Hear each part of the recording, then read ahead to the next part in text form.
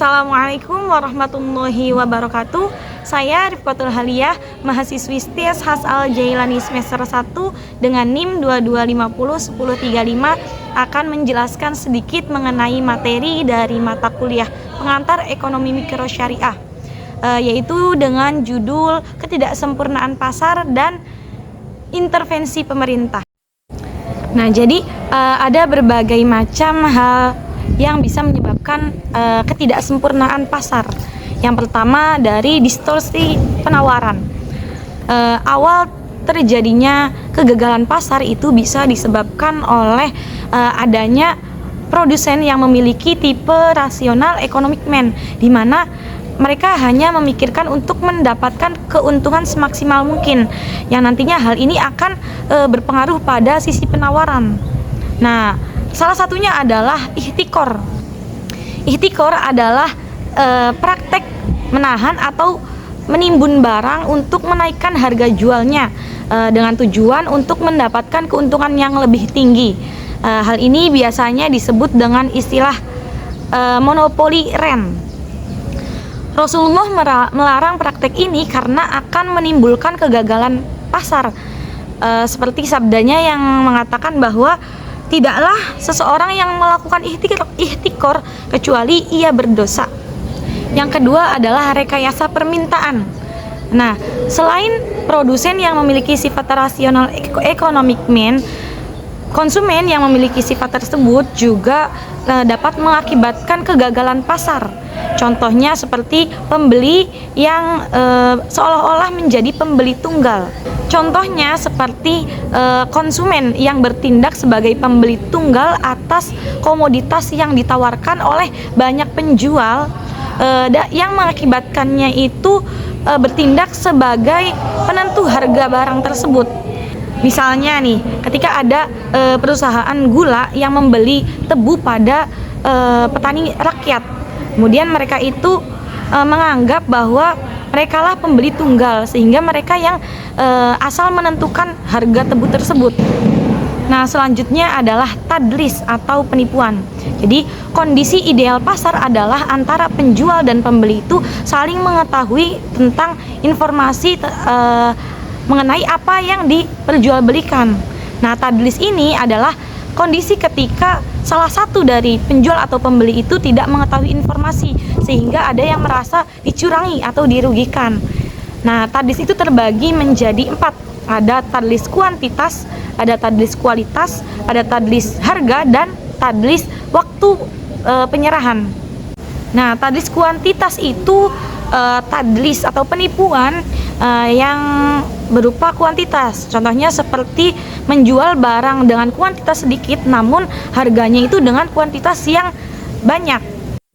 Kemudian tadlis kualitas, yaitu penipuan dari segi kualitas, seperti menyembunyikan cacat atau kualitas barang tidak sesuai dengan yang disepakati oleh penjual dan pembeli di awal. Selanjutnya adalah tadlis harga, yaitu penipuan dari segi harga.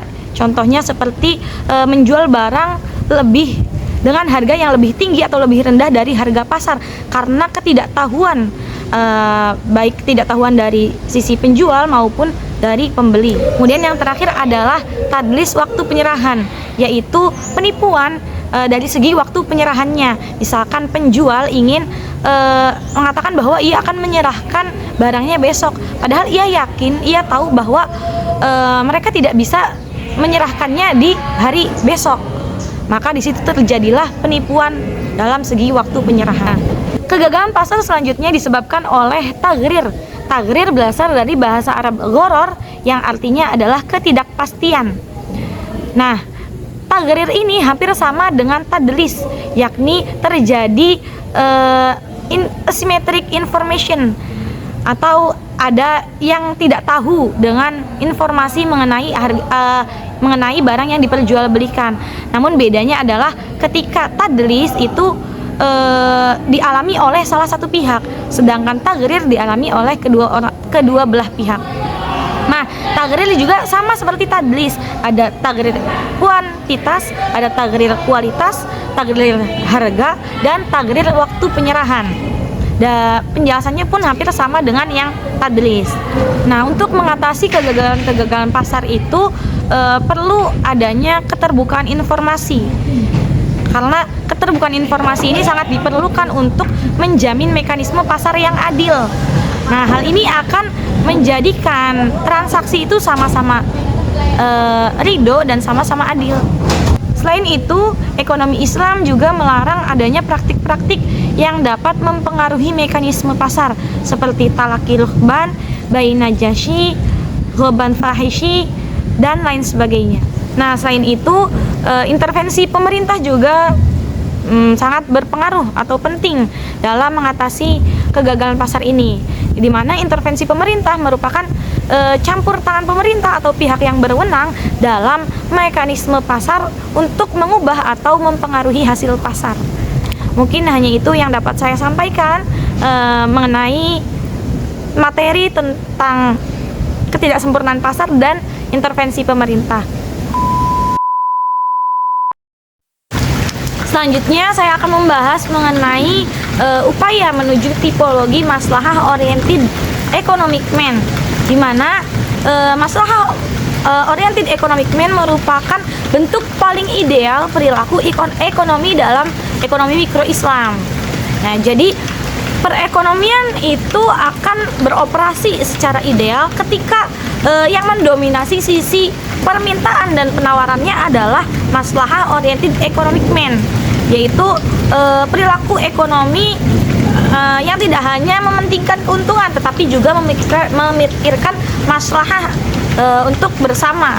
Nah, pada bab ini juga menjelaskan mengenai kelemahan yang terdapat pada tiga tipologi manusia selain maslahah oriented economic man. Yang pertama ada konvensional economic man, yang kedua ada ascetic economic man, dan yang ketiga ada apathetic economic man. Nah, pada konvensional economic man perlu dilakukan sejumlah perbaikan, yaitu yang pertama memperkuat orientasi akhirat, yang kedua memperkuat paradigma menebar manfaat bagi pihak lain, dan yang ketiga memperkuat filosofi bahwa maslahah oriented bukanlah beban. Yang kedua, pada ascetic economic man perlu dilakukan langkah perbaikan. Yang pertama, memperbaiki cara pandang kehidupan dunia. Yang kedua, memperkuat semangat produktivitas ekonomi sebagai bagian dari ajaran agama, termasuk konsumsi yang berkualitas. Dan yang ketiga, penguatan paradigma bahwa memberikan kemaslahatan yang lebih besar itu lebih disukai dalam Islam. Dan yang terakhir adalah apathetic economic man, itu perlu dilakukan langkah-langkah perbaikan, yang mana yang pertama adalah memperbaiki cara pandang kehidupan dunia dan akhirat, yang kedua meningkatkan produktivitas, dan yang ketiga meyakini bahwa paradigma senang bergantung pada orang lain adalah kekeliruan yang sangat substansial. Mungkin hanya segitu yang dapat saya sampaikan, kurang lebihnya mohon maaf. Wassalamualaikum warahmatullahi wabarakatuh.